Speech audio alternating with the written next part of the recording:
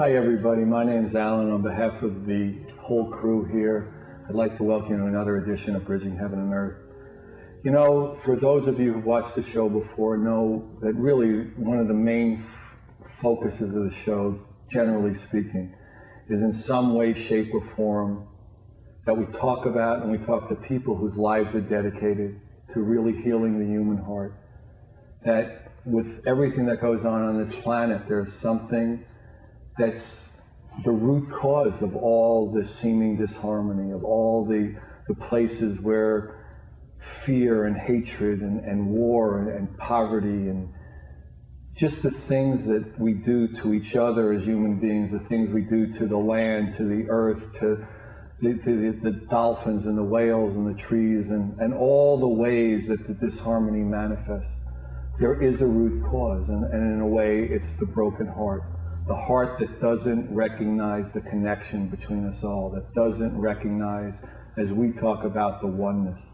That love that's at the root of this human life and of life itself. And you know what the Bridging Heaven and Earth show is about, is to put out a vibration of love so strong and so consistently, in a way we talk about so unrelentingly, that the heart will be healed, that it'll be healed by that vibration of love. And you know, the people who come on the show as guests come from all over the world, and their lives day in and day out, passionately and vibrantly and diligently and just incredibly, minute by minute, are to heal the heart, are to bring that love into their own lives more and more, and then to share it with the rest of the world. And tonight, again, we have people with us whose lives are dedicated to that, and who do it with a simple grace and a simple passion. And the power of their work, their play, their dedication is just inspiring to us at Bridging, and I'm sure after you get a chance to hear their story and see their videos and see what they do, you too will be inspired, and all of us need to take that more into our lives. So we have people who started this organization called Everyday Gandhis. They work at it, they started it, they founded it. Cyndi Travis was the founder and president of Everyday Gandhis. And their work is to bring the knowledge and dramatize the simple human experience of people in a way fighting for peace, giving their lives for peace, doing it in an incredibly simple and powerful way. And that's how the name Everyday Gandhis, to do the work of Gandhi every day, day in and day out, to put yourself in places where conflict and war and fear and all those things, to just put themselves in that place and to change it into love, to heal the heart of those high conflict areas, you know, where peace building and peacemaking are just in a way out of practice. And the amazing stories they tell of the simple everyday Gandhis is truly powerful. And we also have with us William Sa, who's the peace builder in residence at Everyday Gandhis. And he's the West African program coordinator. And he's trying through every effort in his life to revive the indigenous cultures and to bring that culture of connectedness back in and back in front, back real. And the work that they do to do that is just an extraordinary thing to see.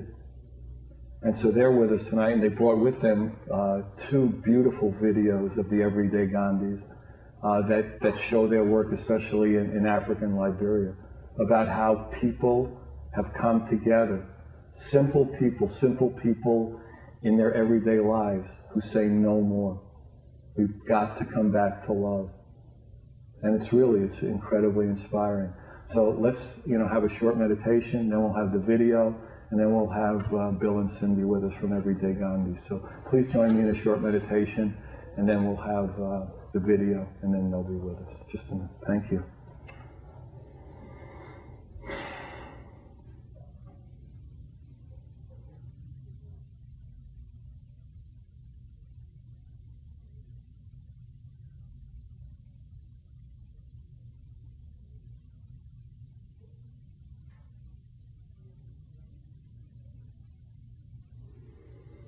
Thank you. So the first video we're going to see is a piece done by the Everyday Gandhis, and it's their work in Liberia. And this is, to just give you a little background, this is after 14 years of just a brutal civil war in Liberia, that just peace is just starting to take hold. And it's a documentary and a joyous collaboration between the Everyday Gandhi people and the West African Network for Peace Building, and many of the indigenous tribes and people there. So it's just settle in, just watch the video. When you come back, Bill and Cyndi will be with us, and it's an opportunity again to open the heart. So please, here it comes. In April 2003, after 14 years of a very devastating civil war in Liberia, the women said, enough is enough. 12 women in Liberia came together and started to discuss about the possibility of finding ways towards peace. All of a sudden, that number increased to 500 and more.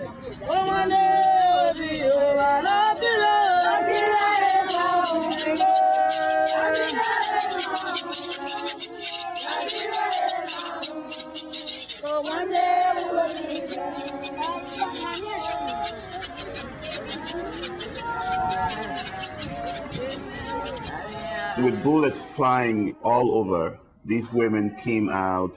They began to gather and say they wanted peace. They were sitting in the streets before the warlords.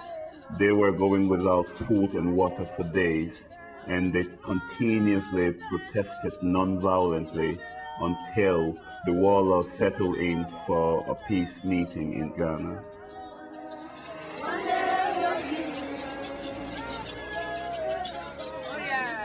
These women, they remain a visible force in the Liberia peace process. They are now supporting voters' education in the country, and they are ensuring with the warlords that the agreements from the peace meeting are kept, and they are working hard to see that elections are held in Liberia in October 2005.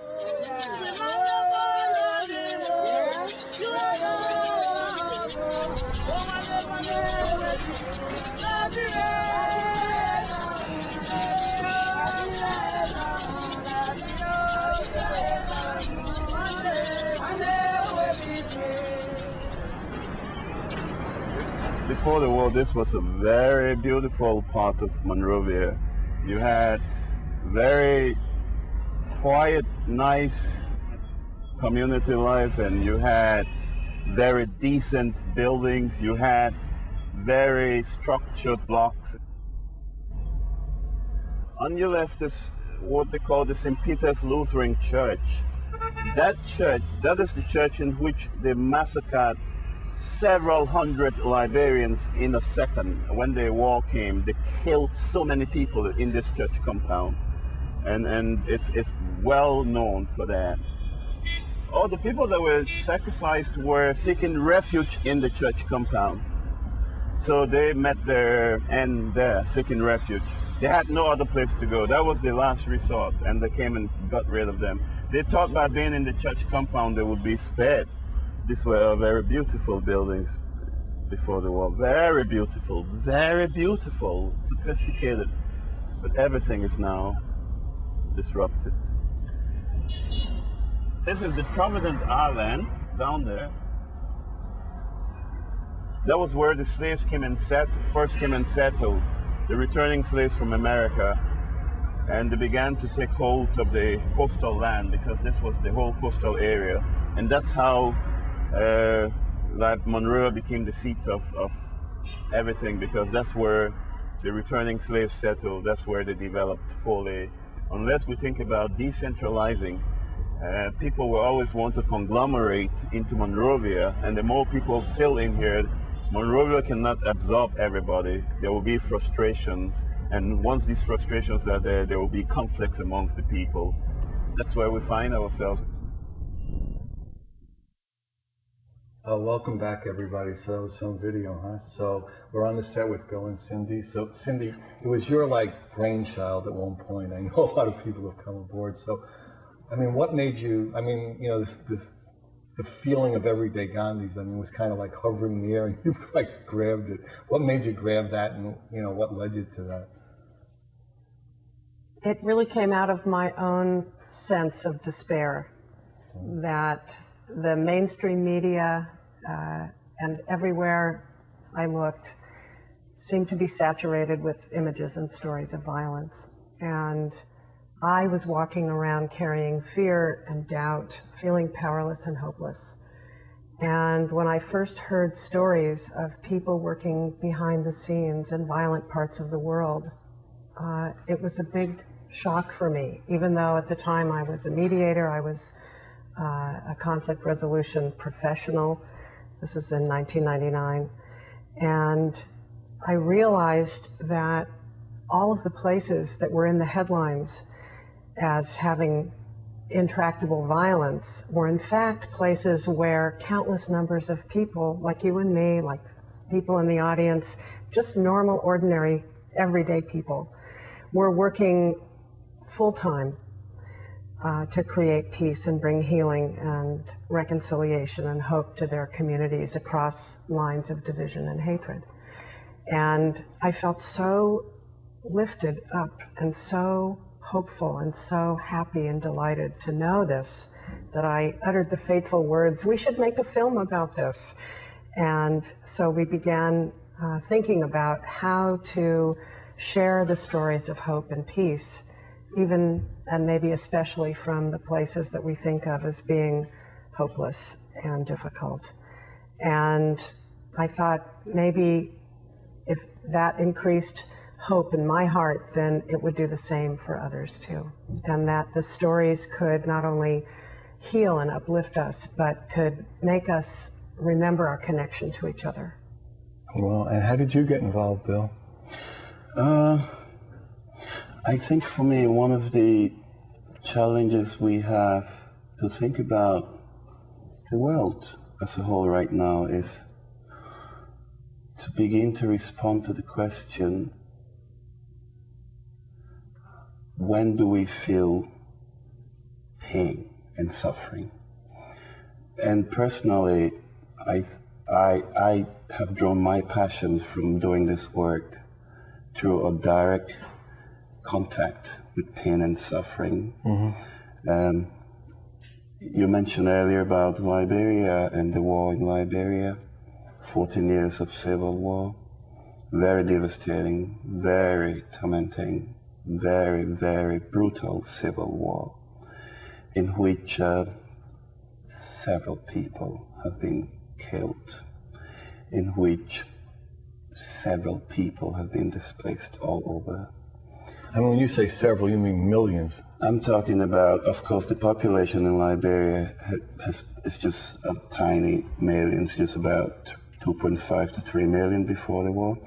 But statistics is about like close to 500,000 persons that have been killed during the war. It's a big percentage. And you have 1 million more that have been displaced. Wow. I personally, and I was thinking today, can I call myself a victim, or shall I call myself a victor? Because I was personally involved in the war. I mean, I was in the war situation. I was caught up in the war situation.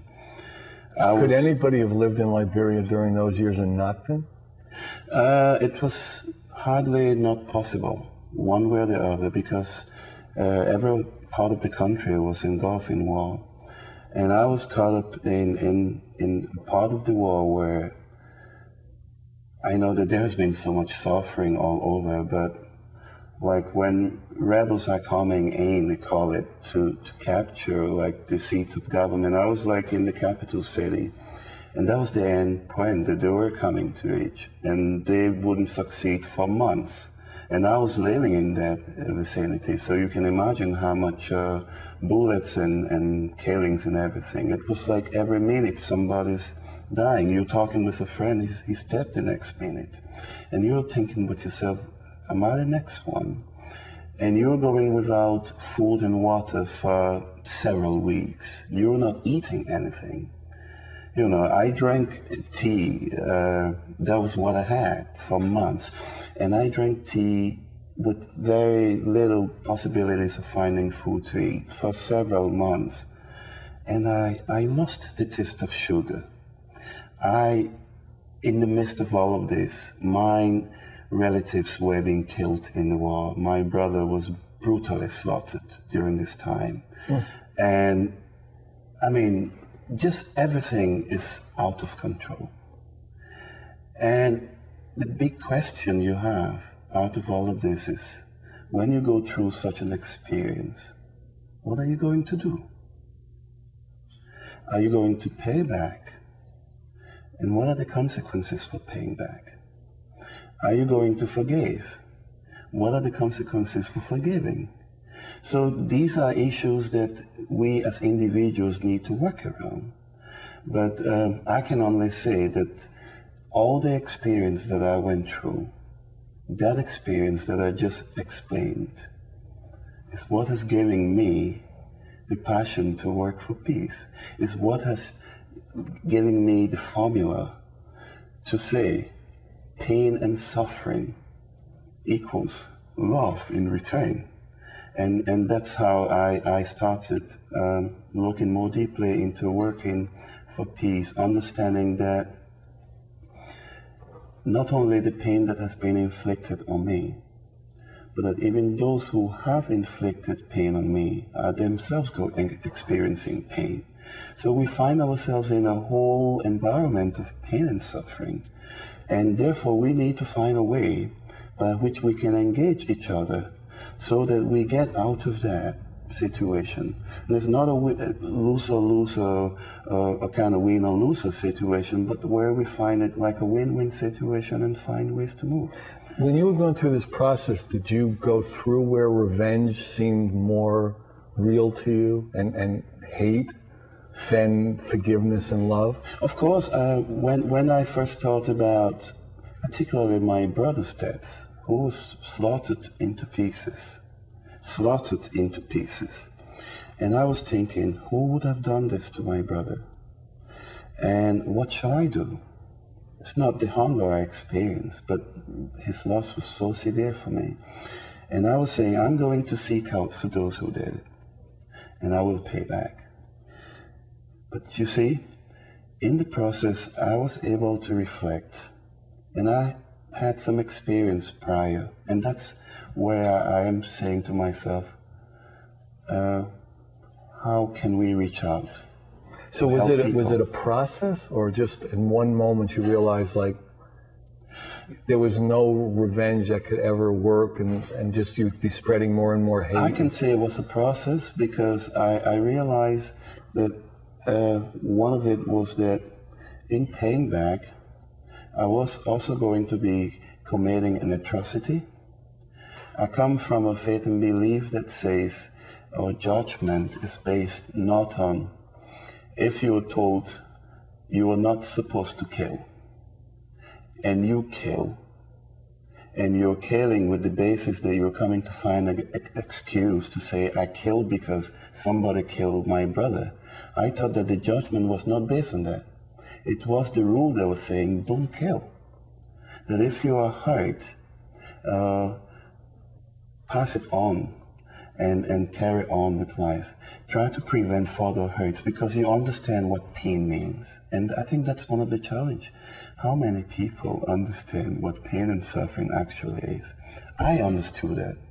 So I know what it meant, like inflicting pain on somebody else. But I also knew that by inflicting pain on someone else, I was also getting myself involved in a vicious cycle where somebody would begin to target me.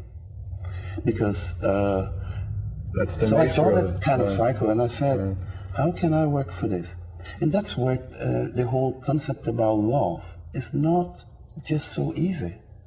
It's a hard pill to swallow. You mean humans haven't gotten this love thing down? I don't think we have got that. Not so quite. Much. We haven't quite. We try. We're working on it. We're trying, and we see love as a very sweet word, but and think it just works. It takes a lot of pain and suffering to produce love. Well, there might be other ways, but that could be one way. That's one way from my end. Right. Yeah.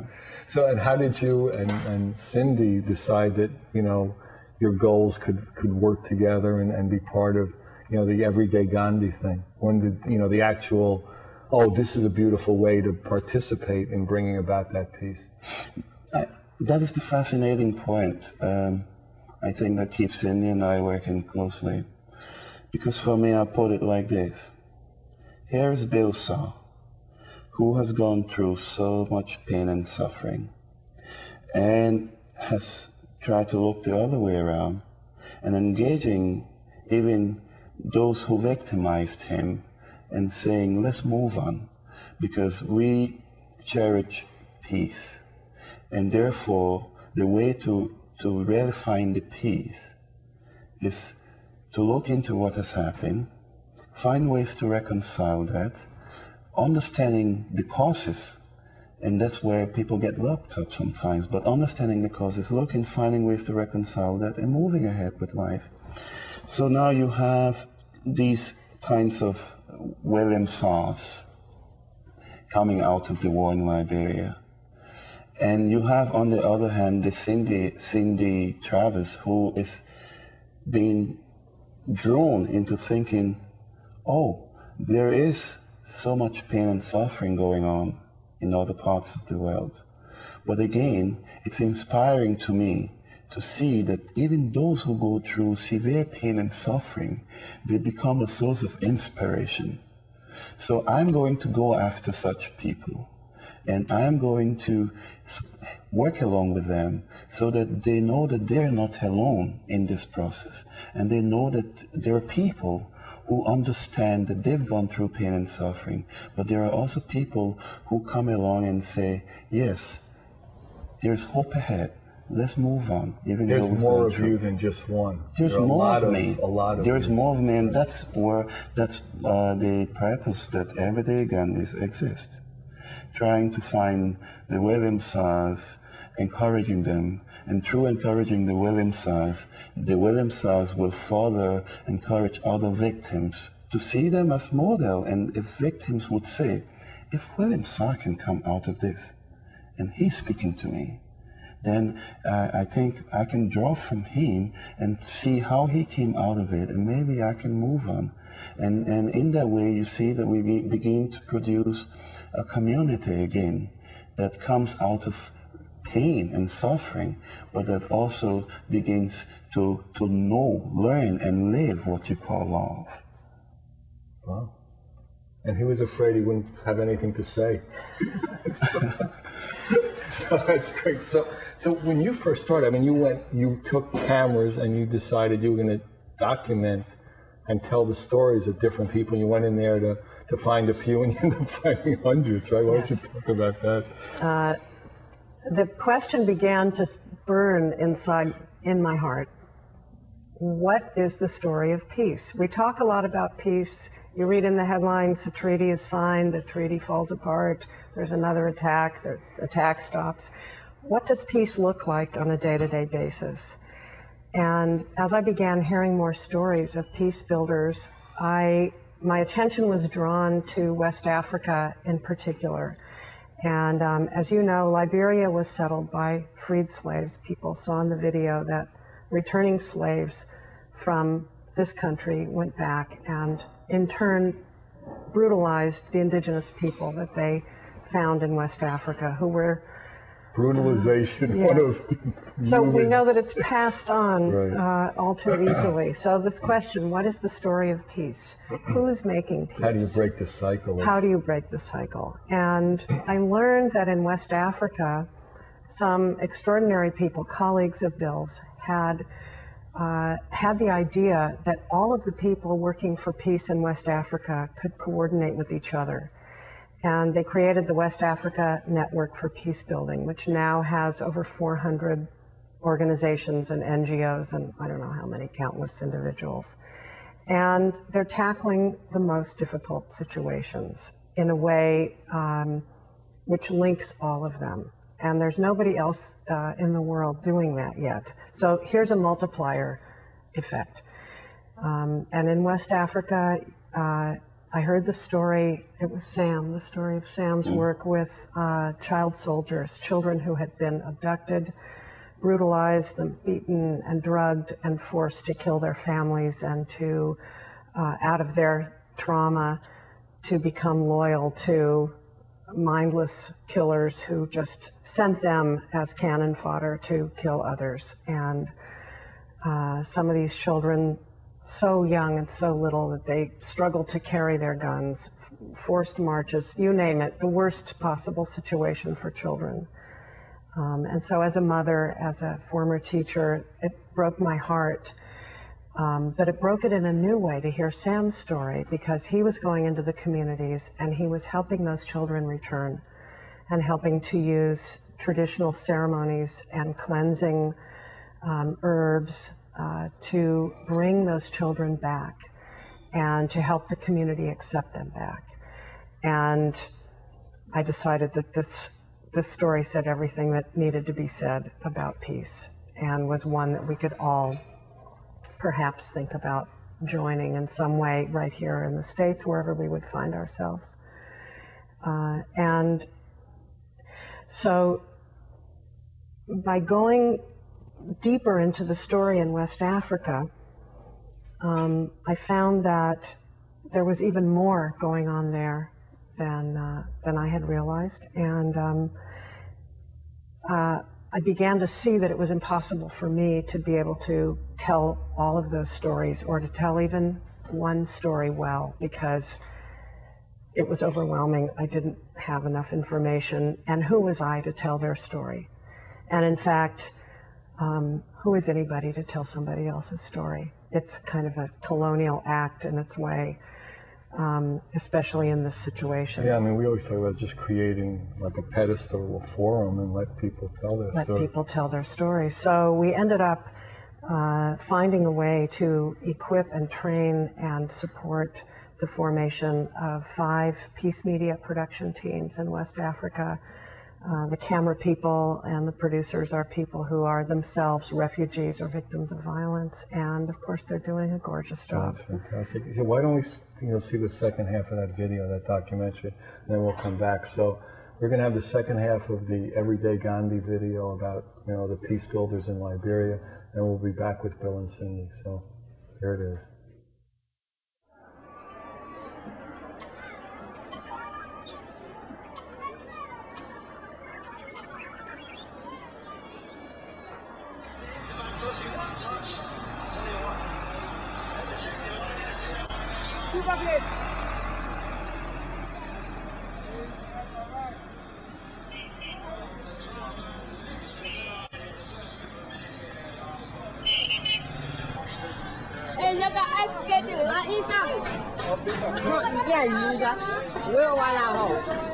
Banjama, once a thriving large city in northern Liberia, became a rebel stronghold and suffered some of the worst violence of the war.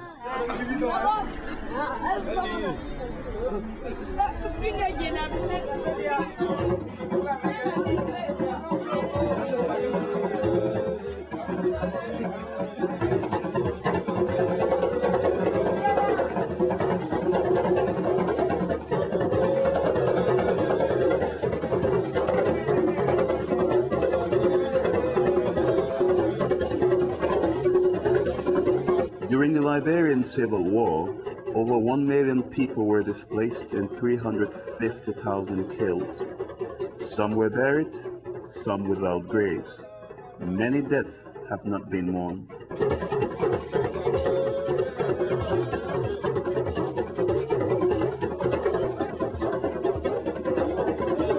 Liberians recognize that traditional ways are key to restoring peace.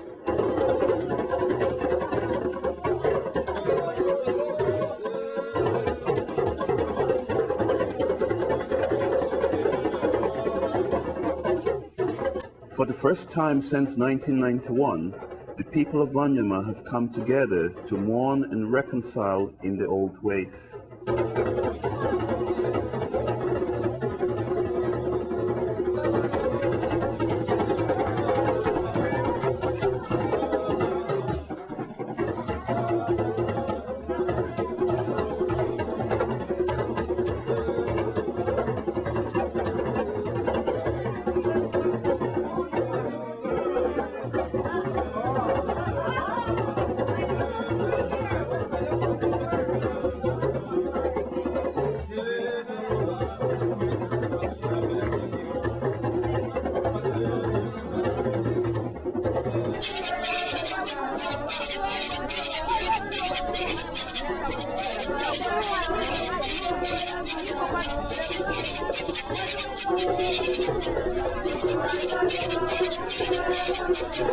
These traditional ceremonies are the cornerstone of community life in Liberia, a sacred link to their ancestors that unifies the living.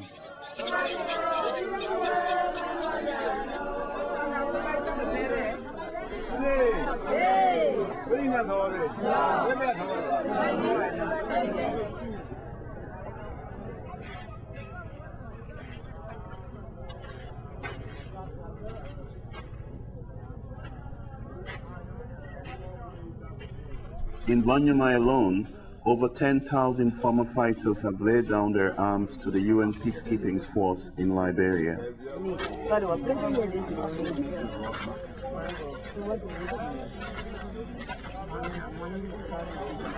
I believe that the war can just confuse everybody to do something that you're not supposed to do.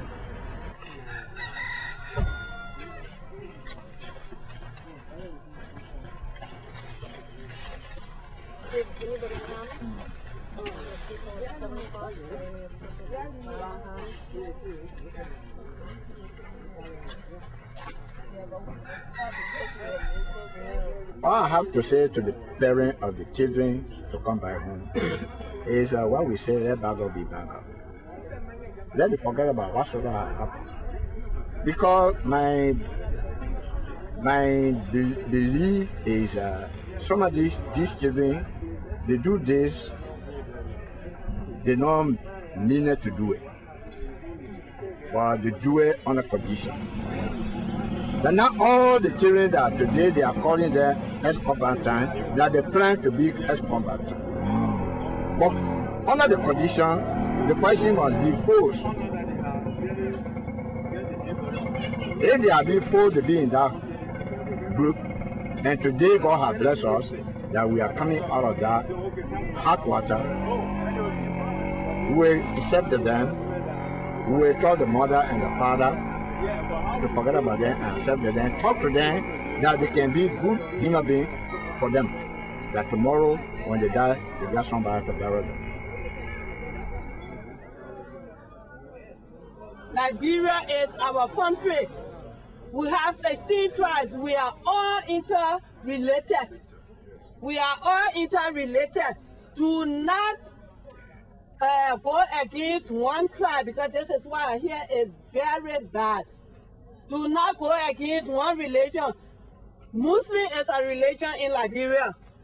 Christianity is a religion in Liberia. We can't continue to live like this. If we are to live in peace, we got to erase that. Are we getting it clear? Yeah. If we are to live in peace, we got to erase that.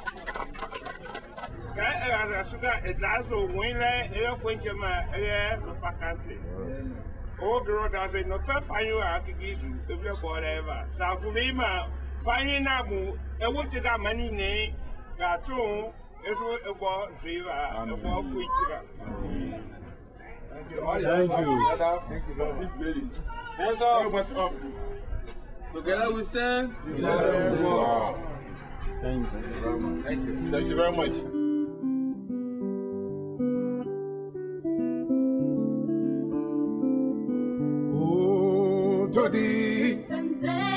What shall we do? Cynthia. What shall we do?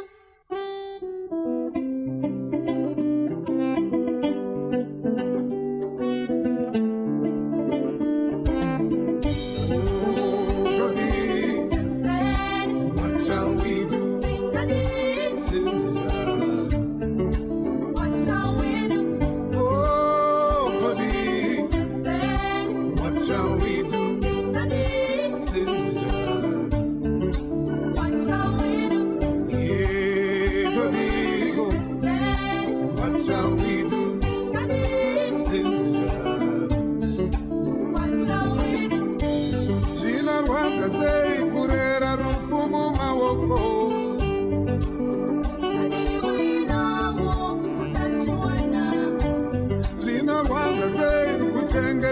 kumo mawoko.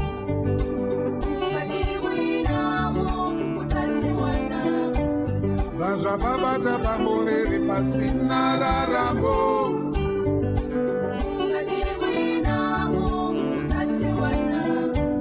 Vaja patumbuga bamore pasina rarambo.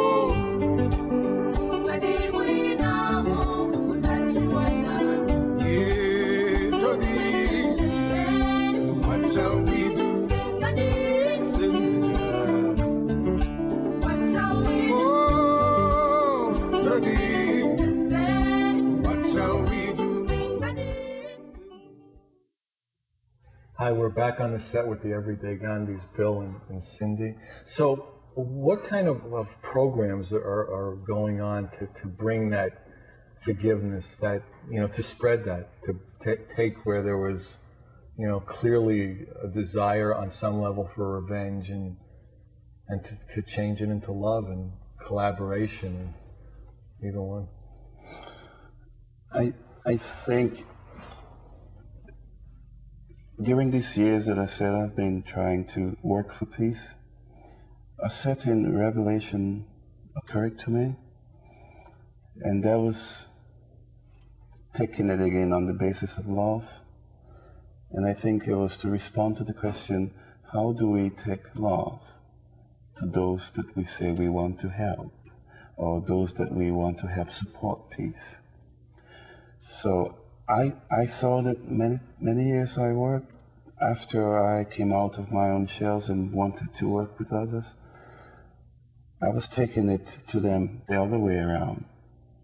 I was saying, now I'm the victor, you are the victim, so I'm here to work with you on that basis. But I suddenly realized that it doesn't work that way. So during our time in reflection, Cyndi and I now, we have been trying to rather respond to the question, which way is it supposed to work? And how could that tell the story of how peace can be built? And suddenly we realized that taking love to build peace means getting the people involved, utilizing their potentials. Each one who is a victim himself is a healer. How can we tap on these potentials in who we refer to as victims? I prefer to call it victors now. But how can we tap on that potential, and how can that potential all of a sudden develop a community potential for healing? And that is where we find ourselves moving right now at Everyday Gandhis. And what tools and what techniques and what means are you using to bring that into reality, into fruition? We find ourselves knowing less and less about how to make a plan that is the right plan. And we learn through hard experience by over-planning and finding that mystery and magic and surprise were very good teachers, although we're not perhaps very good students. When we first went to do our training with the peace media teams, This is in Africa. we were in Ghana in January of 2004, and we found ourselves with a few extra days. It's a very strange phenomenon. Bill said he was going back home to Liberia for 3 days. He needed that time to see family and to do a little bit of work that he had pending there. And even though I'm older than he is, I very often act like his little sister, and I ask if I can tag along. So I said, "You can't go without me." Now, I had forgotten when I spoke those words that the night before I left on the trip, my daughter, who's 20, called from college to wish me well and wish me a safe journey, and said, "But Mommy, I knew you were going to Ghana, but I didn't know you were going to Liberia." And I said, "I'm not going to Liberia. Wow. she said. She should be a But guest on the show. She's psychic. I had emailed my itinerary to her. And it had Liberia on It it? had Liberia on And it. it was I had somehow- not even made an inquiry into That's funny. the So you were possibility. supposed to go to Liberia, in other words. I didn't. Unknowingly. When I just told you we're not very quick learners, Right. that's exactly what I mean. Right. Yeah, It never crossed my mind. So we jumped at the chance. Another staff person and I were tagging along with Bill, poor Bill.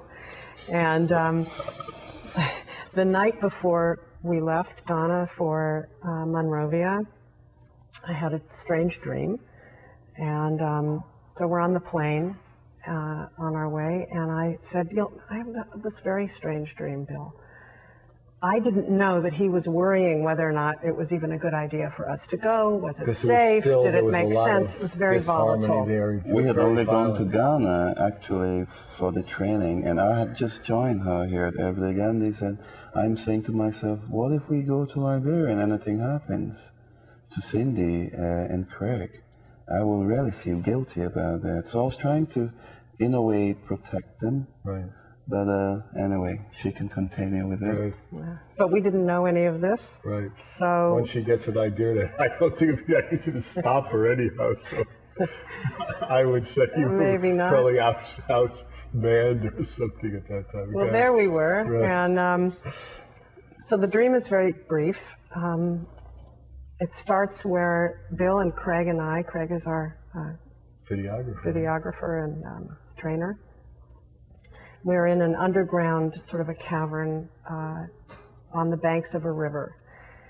On the other side of the river, this is the dream. On the other side of the river is a colleague of ours, and one of the people on the video teams. He's a Liberian refugee living in Ghana. His name is Roosevelt.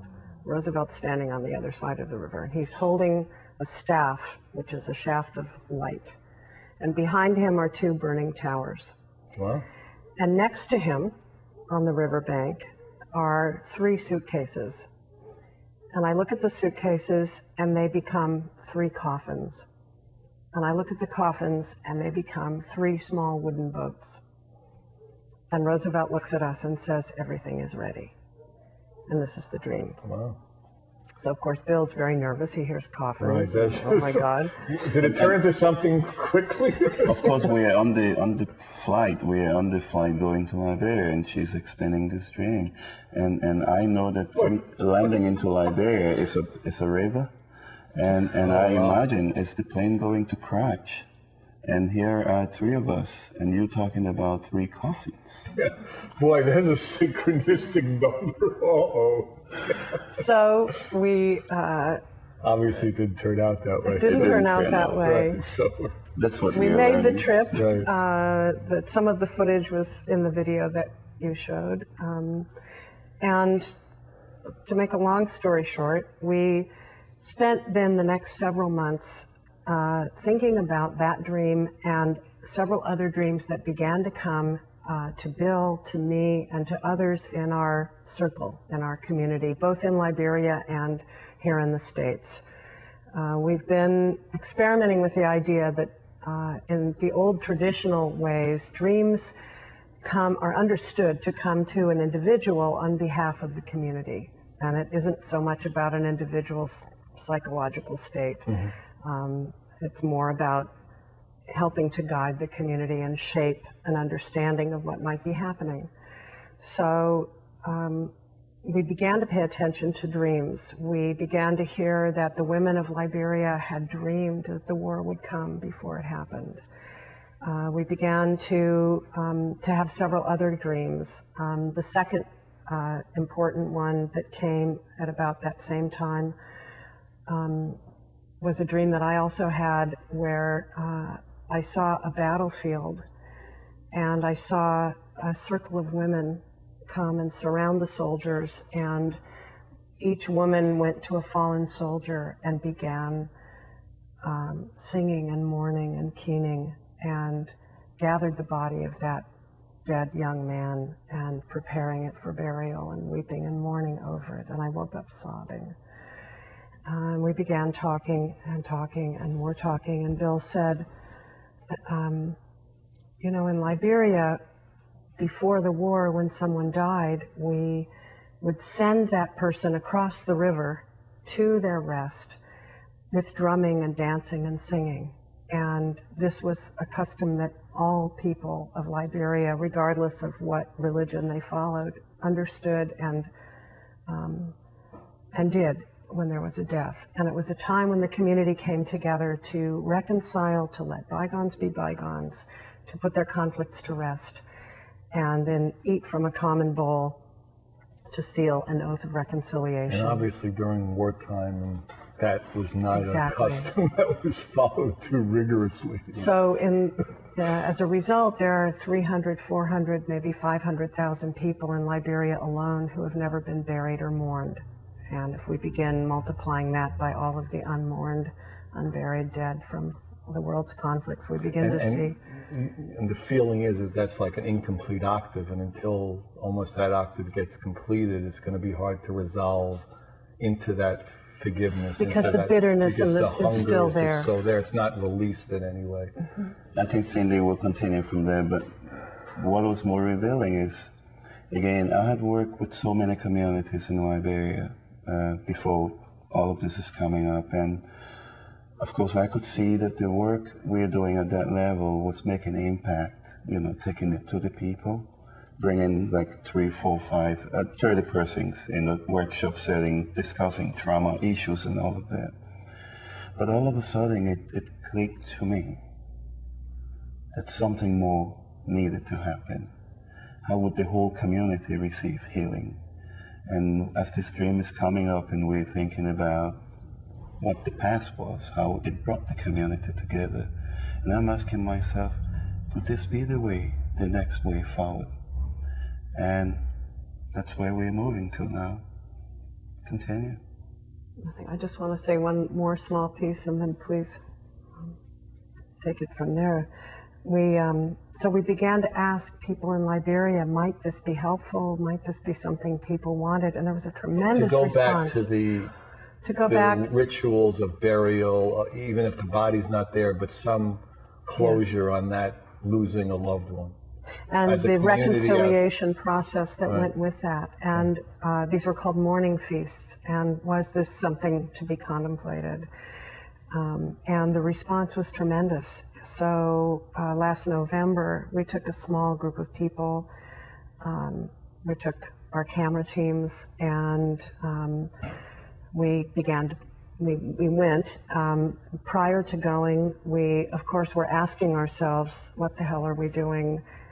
How will it work? Is it safe? Is it a good idea? How do we prepare the community? Right. What are we thinking? And so we had already begun with people in the community. We chose a community that is in the border region close to Guinea and Sierra Leone in the northwest of Liberia, the one in the video. And the traditional healer that we were working with called on a cell phone one day to say she had had a dream. Wow. That she was to call together certain people, certain elders from the different sectors of this town, Voinjama, and that together they were to go prepare the community. So of course that's what we did, and it was quite extraordinary and actually transformed the community beyond anything that we could ever have planned with all of our professional experience and expertise.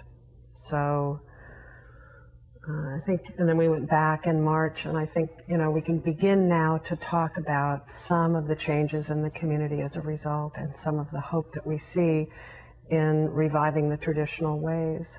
So if you were to have to say in God's world that, you know, the best laid plans are oft go awry, that, you know, that would be like a next thrust to begin to spread the indigenous grieving, the indigenous funeral period, you know, in a community way? I think that's our vision right now, to put it just like that. We have started in Liberia doing this, and like Cyndi said, it's overwhelming for all of us in a way, because the results that are coming are so clear on the walls. How peace can be created, especially in communities that need healing, and also communities that understand ways that healing can come, but have been shattered because of war. And all they need, it's like a reawakening. And all that we have done at Everyday Gandhis is to reawaken those communities. And the communities themselves are so involved now, the members. Here's how it went. We left from here and went to Liberia with the interpretation of the dream Cyndi mentioned, and my own understanding about what it meant before the war. And we went, after all the preparations, we went into a town called Wanyama in northern Liberia, where we decided to begin this whole traditional peacemaking efforts. And we managed to prepare the community, and the entire people of Wanyama came together. And what did we have to do? We have always guided ourselves, and that's a challenge also that we need to look at in peace building. How can we support this cause? Or how can we not make the mistake of taking ownership for what we're doing? And how can we not make the mistake of getting overly involved in doing this cause, since it, in fact, is a community-based thing that belongs to the people? It's tricky, isn't it? It's quite tricky. It's quite challenging. Right. It's always you have to check yourself and see where you are at and how you know where you belong. Minute by minute consciousness. So now we have the people in Wanyama who we brought together with what? A cow. A cow. To make a sacrifice. That's the believing. Wow. And out of that cow sacrifice, the whole of the people in Wanyama came together. When we left from Wanyama and went back recently, they said to us, what you have come to do is what we believe in. We know this brings about healing, and they had lots of discussions. But they said to us, it's not Wanyama, which is the capital of that whole sector. But now what you have done to us is you reawaken our consciousness, knowing that this is what brings peace for us. And now we're going to go back into our various towns and villages to carry on with what this process requires, do the necessary cleansing with the land, with the ancestors, for all the atrocities and whatever part we had in the war. And when that is done, we hold our ceremonies at that level of the community, and eventually we will come back here in Wanyama to commemorate a bigger ceremony that knows that in the back of us we are cleansed and there is purity. So we're so amazed with just how to think about supporting peace building, how to create peace, and how this dream that Cyndi mentioned, but how we interpreted it and how it's giving meaning to a community that has been so shattered. But now the people are coming together. People that haven't been working together before, even before the war, had differences. This ceremony has enabled them to come back together, to discuss their differences, to mourn the dead that occurred during the deaths that occurred during the war in that community, to cross them the river, and through the discussions. We've crossed the river of the show. Through the discussions, the conflict that they have been sharing amongst themselves have all gone with that. We're getting out. So, again, it's an opportunity. You heard an incredible story. We love you. God bless you. Let's bring peace. We love you. Good night.